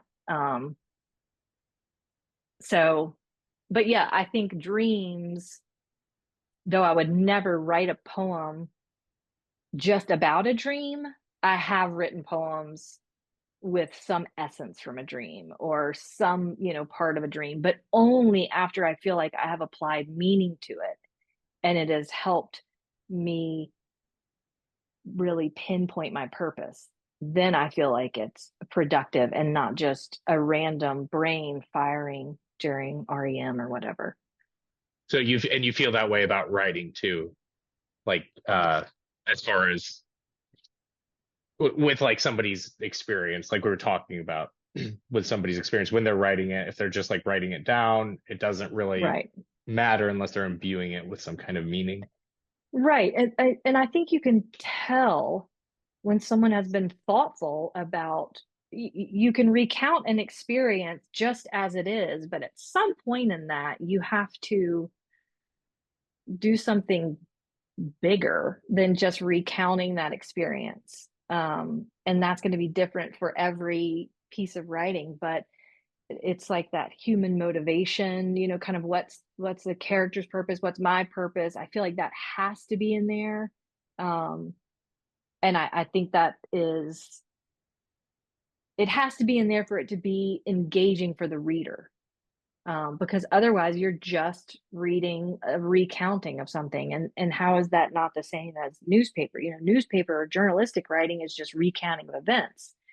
That's not what I'm looking for when I open a book. I don't want a recounting of events unless I'm reading a historical novel. But even then, I mean, a historical nonfiction, even then, there needs to be some humanity in that. So if we're Right. recounting details of war, it's not enough to just have this litany of details. What does it mean? What does it mean about yearning, the human condition? Like it all has to somehow still be in there for it to resonate with a reader. Right. It's so crazy. Like I listen to a lot of audiobooks, and the parts where my eyes glaze over are usually descriptions, or Mm-hmm. like in fantasy, there's always these. Some of the authors don't feel the need to do this, but a lot of them feel the need to have these. They're like, all right, I'm going to figure out how military works, and I'm going to explain how I found out how military works in Mm-hmm. the book. And like my eyes just, whew. But if Right. there is a character that something about this military thing is at stake, I'm going to like, Mm-hmm. even when my eyes start to glaze over, I'm going to go back to it. I'm going to go back over and listen Right. to how this person, this one character who I care about, is at stake. And if I don't care about the character, then Right. yeah. So it's interesting to see how, and sometimes I cannot see how the author is like attaching, Right. um, is attaching me to the character. Right. I don't see it, and then attaching the military knowledge that they want to tell Right. to Right. back to the character to then get me engaged. Right. Right. It's Yeah. magical. It is magical. I think it's the book, All the Light We Cannot See. I think it was that book. That's not actually the book. Oh, I can picture the cover. Anyway, I'll have to let you know. But the Yeah. point is, it's a fiction book, and it's kind of about there's this mysterious thing that happens, and we know it's kind of the end of the world, or the end of the civilization as we know it. And the writer has the characters go to the store, and they're retreating to their second home somewhere in this really remote place, because we don't know what happens as the reader, but something bad has happened, and this family is going to go and just write it out in their other home. And they go to the store, and the author spends like 2 pages listing what they buy. It's their grocery list. It was the most engaging 2 pages of writing, because they had set it up. We know, like, this is a father. He's his last time at a store with his family. What do you buy in that moment? And it was Oh shit. absolutely, it was like, like you could Oh feel the tension of it. And it was so good and fascinating, because there was that added kind of element of humanity. Because he didn't yeah. say anything about what was going through the father's mind, but we knew it. Like, here the father is, what do I need to keep my family alive for as long as possible, with cut off from civilization? All the Light We Cannot See is like about Paris. That's not the right book. That's a different. I'll have to let you know what it's called. Yeah, definitely let me know. That's such a good example of that, because I Yeah. cannot articulate what I what I mean most of the time. But yeah, that's exactly what I was talking about. It's so cool. Um okay, so I think we've answered every single question on here. But I'll just throw some at you. Okay. Like, are you out of time? Are you okay? No, I'm good. I'm Okay. good. Yeah. Um Favorite 3 authors? Of what genre, or does it matter? Because it's like fiction or poetry, or not just favorite three. Okay. Yeah, So, you're gonna have to do it. You're gonna have to do it. okay, I would say Barbara Kingsolver, Hell uh, yeah. um, Jeffrey Eugenides, and Mary Oliver. Oh Okay. no, and Joseph Campbell. So 4. Yeah, I can't. Yeah, four. I'm gonna It's have to okay. just break the rules and say four. That's what you get. That's what Yeah, that's what this yeah. podcast is about. Right, right. Yeah. Uh, uh so Barbara Kingsolver first. Oh, then my top favorite Is she your favorite? is probably Joseph Campbell. Like, I could just read everything. So Joseph Campbell was, wrote would visit all these indigenous tribes and write about kind of the mono myth, and came up with this idea of hero's journey, or he didn't come up with it, but noted that this was a particular element of story throughout cultures, and kind of came up with that whole idea and the merging of psychology and mythology. And I love myth and psychology. So Joseph Campbell is probably my favorite thing to read because it's beautiful and it's lyrical, but your mind is just continually getting blown as you learn about yourself. So, I mean, Right. what else? That's all I have What to else say do you about that. need? What else do you need? Yeah. I've never read read a whole Joseph Campbell book. I've read other books by people. Oh, Right. You need to read Pathways to Bliss and The I'm Hero reading. with a Thousand Faces. The Heroes with We a Thousand Faces is the interview he did with Bill Moyer. And so it's basically a transcript. You can also follow the Joseph Campbell Society, is it? It's on Instagram, and they're constantly putting his YouTube videos. I mean, he's just, well, we if you're gonna watched some ask of me, those. did you? Yeah. It was, yeah, so we watched like 4 of the episodes or something. But Yeah. I'm sorry, what were you gonna say? I was gonna say, if you're gonna ask me at all, who would you have dinner with, living or dead, it would be Joseph Campbell. Okay. So unfortunately, he's no longer with us, but to just the most captivating brain I've ever come in contact with through Okay. writing. I'll have to read it. I'll Yeah. have to read it. Yeah, I'll have to read it. There's also the Joseph Campbell Companion, which is like little snippets of his lectures. But his lectures are just so magical. So he didn't necessarily sit down as a writer. He was more of a lecturer, and then would, write his nonfiction and things, but just brilliant. Yeah. So was he, if the way I understand it in my ignorance is that a big part of it is how myth just exists within us at all Correct. times in our thinking mind, and we're constantly looking at life through the lens of a narrative. Is that That's the goal. Yes. So you can live your life in random, or you can live it and make myth from it. In other words, extract that meaning from it. okay?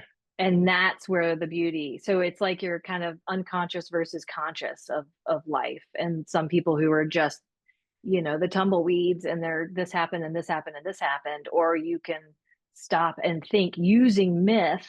His idea was that myth is what helps give us our story. So it helps, get you through things and prepare you for things, and it's all through myth. But now, well, we'll have to save it for podcast part 2. But there's this whole idea now, we're not sitting around a fire sharing myths with each other anymore. So there's like kind of this absence of myth making, and what is the artist's role in that is kind of where I think we are now. We don't have these giant myths anymore. They're, religions have them, but they're fractured. And so I think a lot of humanity is stumbling along, in part because we don't have a lot of modern day myths. So it's up to us to kind of find what Wow, our myth is. that's so interesting. Yeah. Gosh, I've never thought about it that way before. Yeah, I think you would like Joseph Campbell. He's pretty fascinating. All of that, though, is fascinating to me. I love to read about just these cultures that were, you know, cut off, and how is it that they tell the same stories? Um, it's just interesting, that human piece, that's as close to kind of religion and spirituality as I can get. Is like, just, I don't know what's out there, but the fact that humans across cultures tell stories with the same kind of elements to it is Right. beautiful. And like, we are all Oh, pieces of the same, and like, oh, stardust, and it's like, can take you Stardust. into this Ah, can take you oh into my this God. place.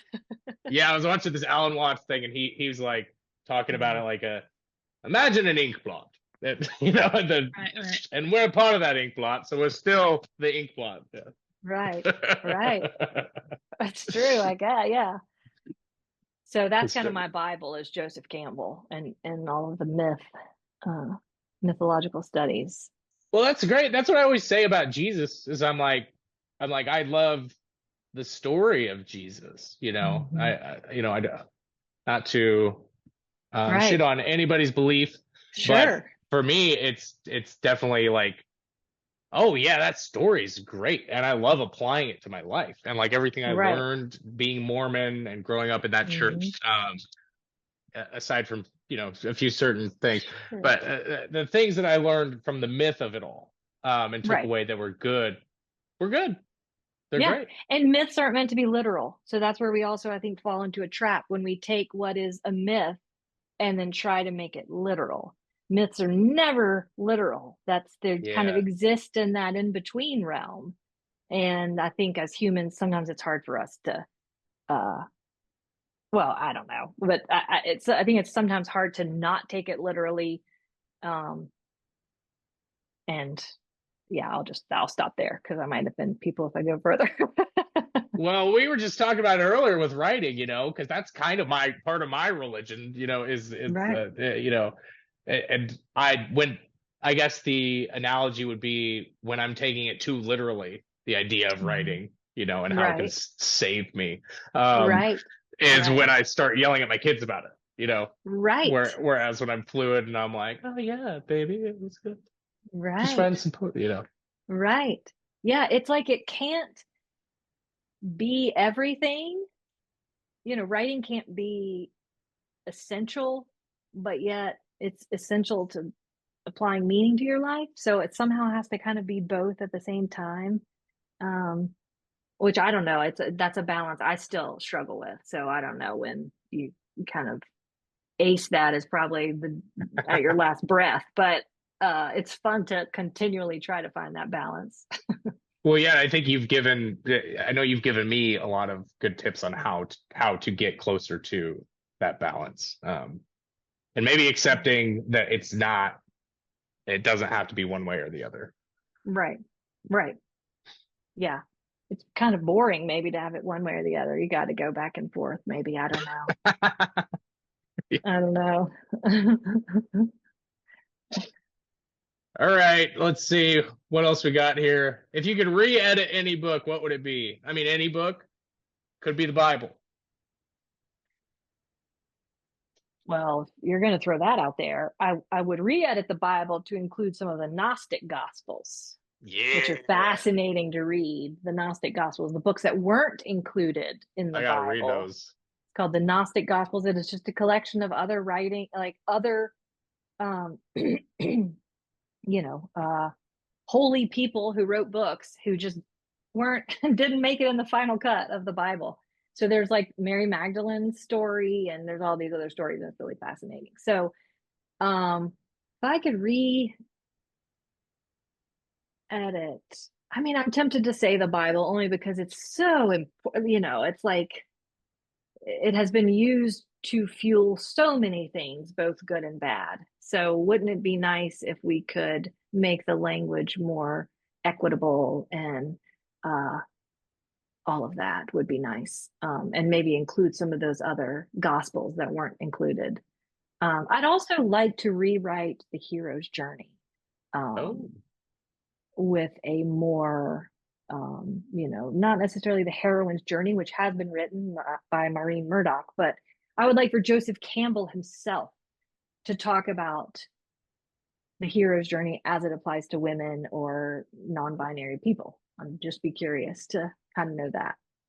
Maybe those two. Again, I'll choose two as a rule breaker. yes, please. Thank you. Thank you.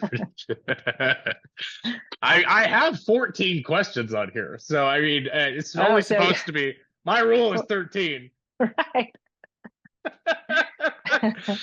All right.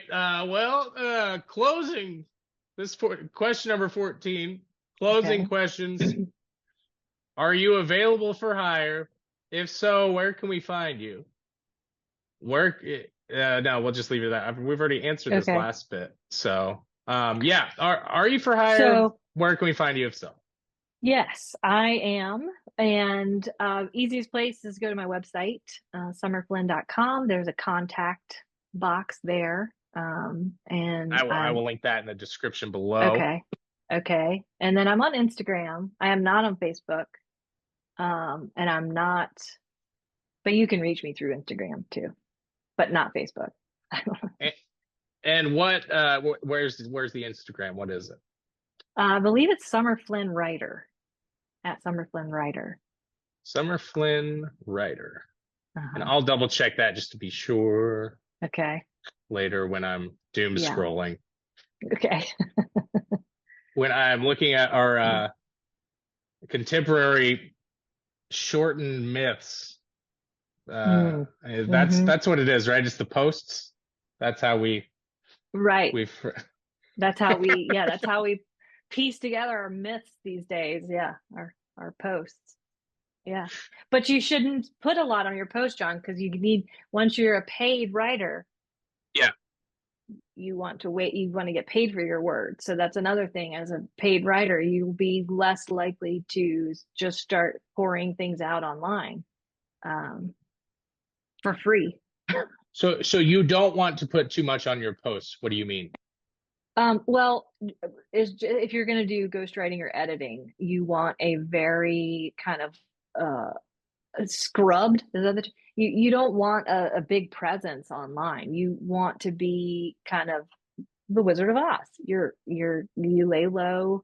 You're kind of every man, every person. You could be any voice. You don't want to have a very, social media and stuff. It's all about your external persona, which is all crap. None of it's true Yeah, anyway. It's just I what we wish know. we were.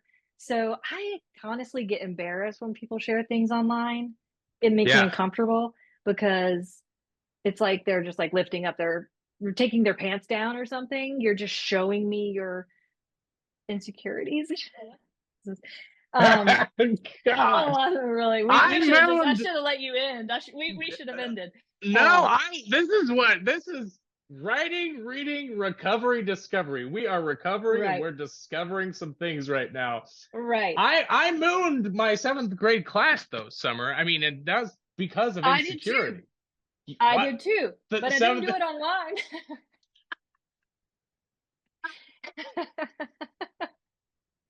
So what's an example?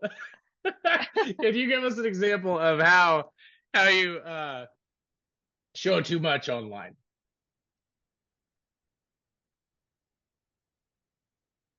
Well, you can write too much where you're just like giving away some good juicy things that you could save up and sell, or so there's that. You're just kind of giving away things for free. um but for me it's less about the writing piece of it, I guess, and the humanity piece, like, because we all know that what you put online is your persona. It's how you want to be seen. Yeah. And so when you put that out there, you're kind of showing people something about you, or something that you hope to be true about you. And if it's not you, then as someone's watching your cute little video you've made, but they actually know you in real life, they're like, it's like degrades you a little bit in a way. Um, Sounds so judgy right now. I I've love it. always, I it, love it. it makes me, it just makes me a little uncomfortable. I think people are um, too vulnerable with strangers. Like, I don't need, put it in art. If you want to be vulnerable with strangers, put it in something more thoughtful with intention.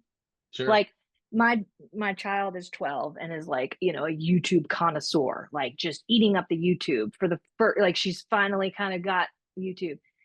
Some of the stuff that she will watch, there's just no intention. It's just vapid content. Uh it's just these young people showing you who they hope you'll see them as, but they're not that person, and it's okay. So I just think it it it's going in the opposite direction, where I think every year, as we're supposed to be getting to know ourselves better, instead with social media we're actually kind of calcifying our persona making it harder and harder to actually get to know who we really are, because Yeah.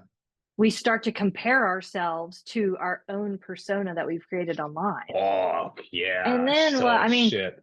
you don't need like more self-flagellation techniques, like why create yet another way to sit awake at night and regret your decisions? Like, I Oh, just don't get it.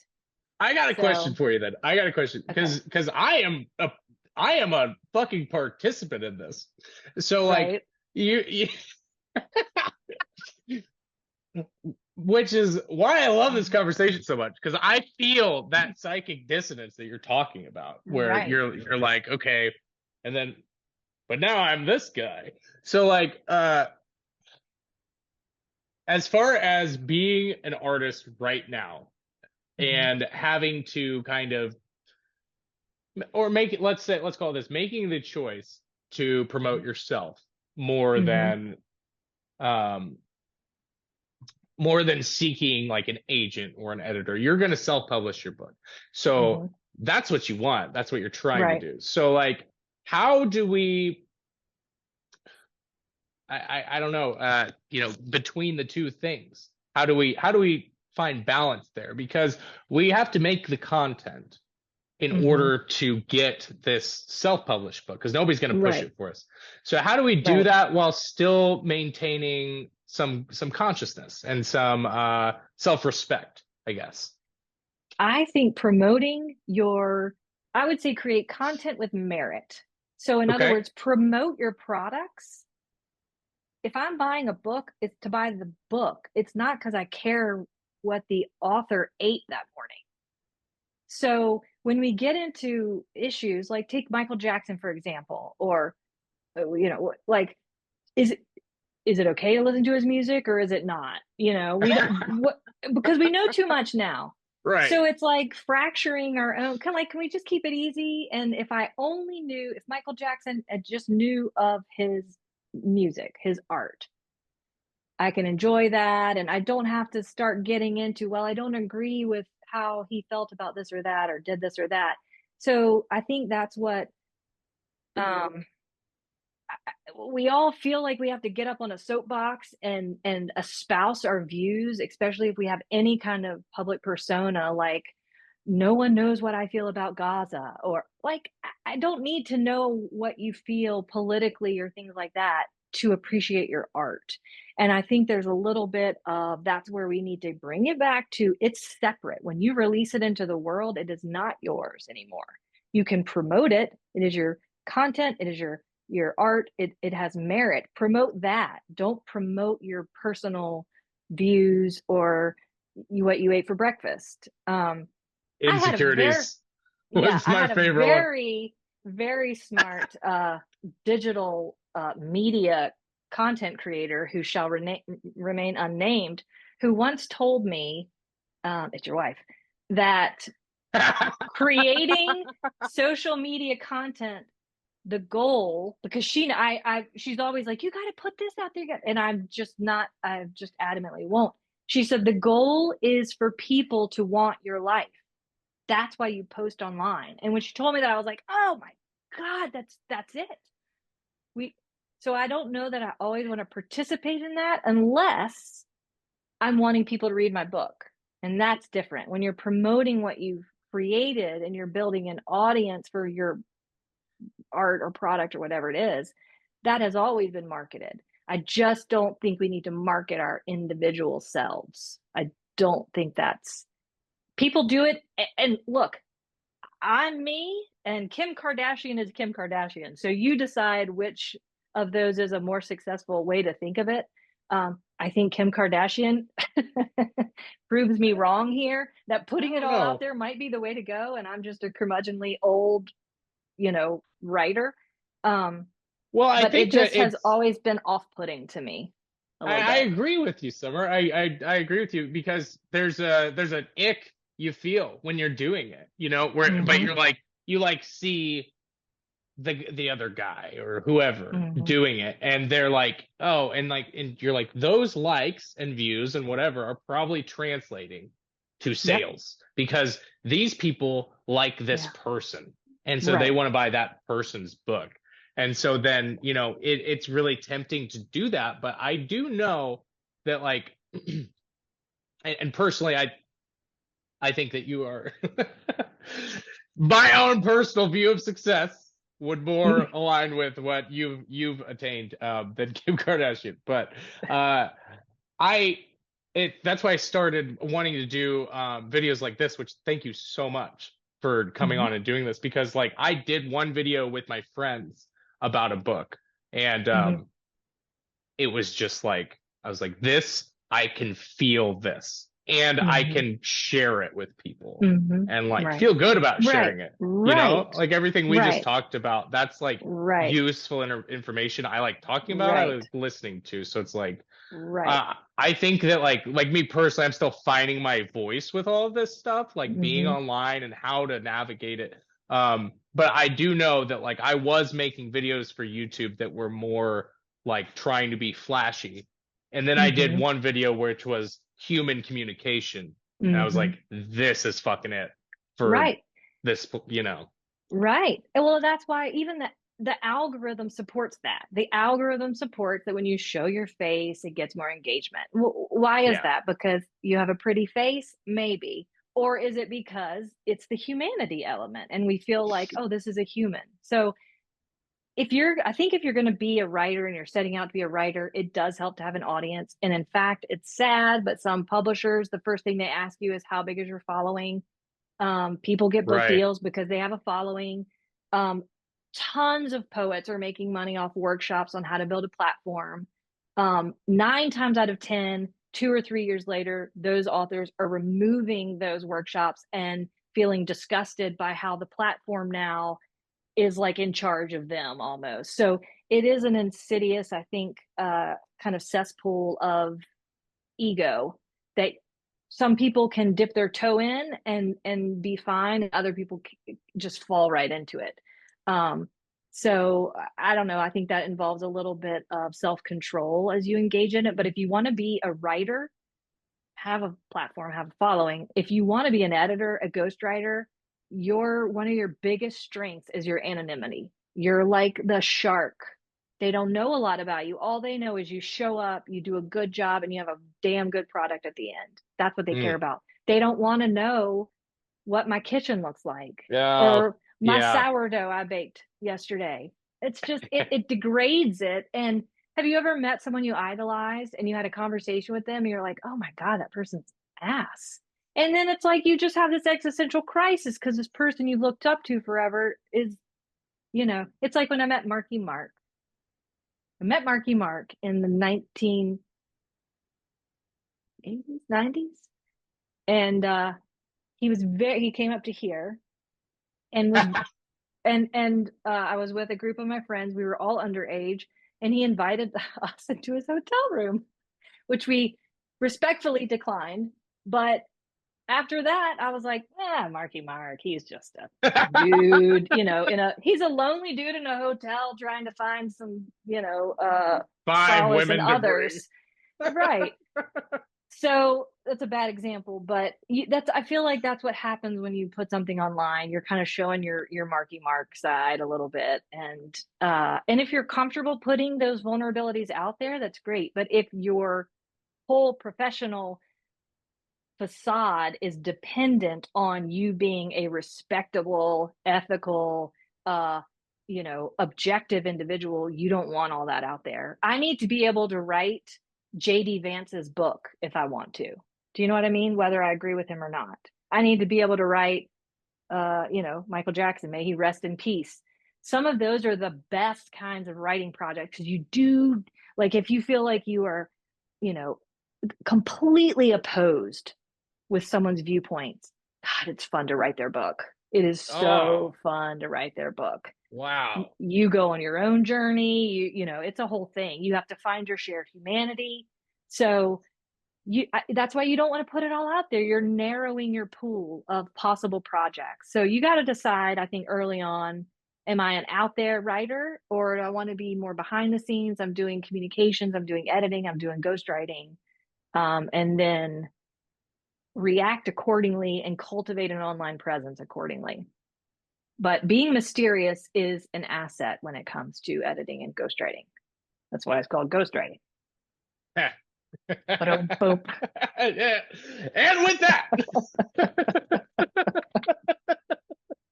so we got some good tips from you, Summer. Yeah. We got the Yeah. knowing to be aware of your avatar. Yeah. Avatar What state will kill you. avatar state? Marky Mark is not that tall. Not tall. And ghostwriting is called ghostwriting because you need to stop being such a self-indulgent Right. social media user and be Right. a little bit more mysterious. We Right. don't want to Quit see your being the belly. little, yeah, the little fish in the swirl and be the shark that's just off by itself and then gets what it needs. Don't be in the swirl. You have done this movement 4 times. Have Yeah, I? yeah, Oh, yeah. you know? And it worked. This is my move. It's my It's move. it's worked for you. That's so awesome. So we can find you at www.summerflynn.com, and we think at Summer Flynn Writer, the Instagram. You Yes. have helped us go through a journey of learning how to be an editor, ghostwriter, what the process looks like, how to be more creative, more aware, and be a better human being. And I feel Oh, better. Seriously, I feel uplifted from this conversation. wonderful. And I would love to have you back again sometime if you could make the time. Sure. But Sure. that's me. I'll have to stretch out first, but sure. Summer, thank you so much. You're very welcome. You'll have to have Aaron now come on and do the antithetical argument to why you should build a platform, because there'll be a lot of people who say the opposite, and that would be a fun conversation as well. Yes, but thank you, John. absolutely. This was a lovely conversation. I appreciate asking all these questions. Yeah, and watching my moves. 13 of them. Yeah, that's right. Bye, Summer. All right, bye, John. Thank you. Thank you.